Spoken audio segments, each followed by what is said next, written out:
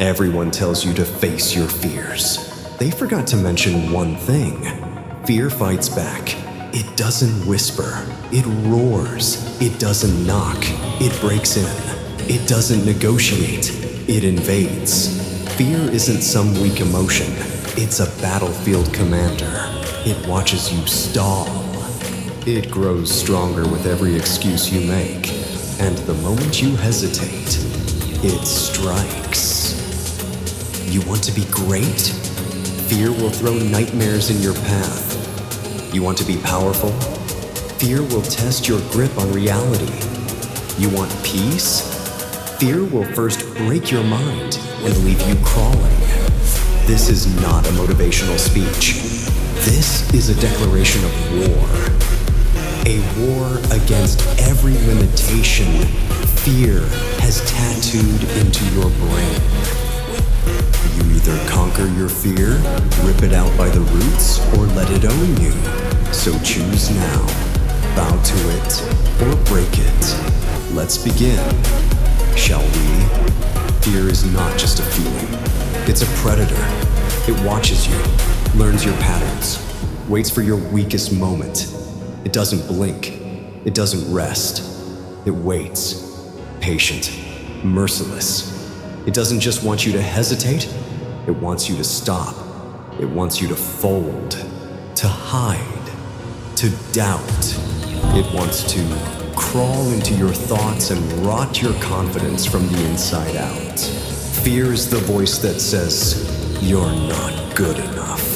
It's the illusion that turns opportunities into death sentences. It magnifies what-if scenarios into nightmares until you surrender without ever stepping forward. But here's the truth. Gojo would say with that calm, terrifying smile, fear is a test, and you're either the sorcerer or the curse. You either dominate the fear, command it like a weapon, or you live as its pet. The moment you stop letting fear decide your moves, you become unpredictable. You become dangerous. You become free. You stop playing defense and start creating chaos. You stop avoiding the fire and start becoming it. Because the truth is this: fear feeds off obedience. Kill its appetite, starve it, corner it, and destroy it before it multiplies. Most people will never conquer their fears. They talk, they plan, they dream. But when the fight comes, they freeze, they shrink, they break before the pressure even begins. Why? Because they've never tasted real confrontation. They've built comfort zones like prisons with soft walls and padded lies. They've trained their bodies to avoid fire and their minds to avoid resistance. They run from what makes them stronger. They numb themselves with distractions. They avoid the mirror. Because deep down they know they're not ready.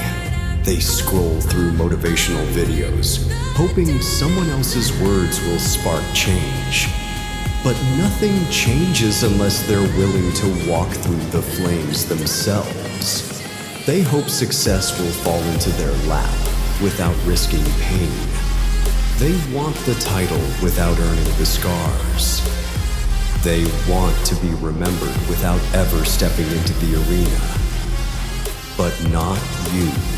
You're here because you're ready to burn. You're here because you're done being weak, done folding, done shrinking, done living in fear. Gojo wasn't feared because he followed the rules. He was feared because when the world said stop, he said, "You sure you can handle what happens next?" He walked through the battlefield like it was home. He didn't flinch. He didn't explain. He didn't hesitate. He forced the world to adapt to him. That's the mindset. No fear, no breaks, just forward. Hesitation is death. Momentum is everything. Move fast, hit hard, never look back. Let me ask you something. What are you still scared of? Failure? Rejection? Being alone? Being laughed at? Judgment? Pain? That's all fiction. Stories your mind tells you to justify inaction. Because the only real fear you should have is staying the same. Being stuck. Waking up 10 years from now in the same place, with the same regrets. Every day you let fear win, someone else takes what you were born to claim. Every time you hesitate, someone more broken, scarred, and more tired than you rises and takes what could have been yours. You think fear is protecting you? No. Fear is robbing you, slowly, silently, completely. You're either watching others rise or becoming the one they watch. You're either surviving or dominating. There is no middle ground. Make a choice right now, because while you stall, someone else is evolving. And soon, they'll be the one you fear. The fights that scare you are the ones that build you. They're not obstacles. They're invitations. Invitations to level up or tap out. Every risk you avoid, that's growth you postponed. Every fear you dodge, that's the strength you never gained. Every moment you choose safety over courage, your future bleeds quietly in the background. You're scared of public speaking. Speak more until your voice silences the fear. Scared of being judged? Be louder until their opinions crumble under your consistency. Scared of failing? Fail faster until failure runs out of new ways to stop you. The only way out is through. And through means pain. Through means pressure. Through means bleeding in silence when no one's watching. You have to get bloodied. You have to get bruised. You have to take hits from doubt, from rejection, from your inner voice, and keep going. Because when you survive what once paralyzed you, fear becomes fuel, pain becomes purpose, and the fight becomes freedom. And suddenly, you don't run anymore. You walk straight into the war zone because you understand. That pain is not your punishment. It's your proof. Get comfortable with pain.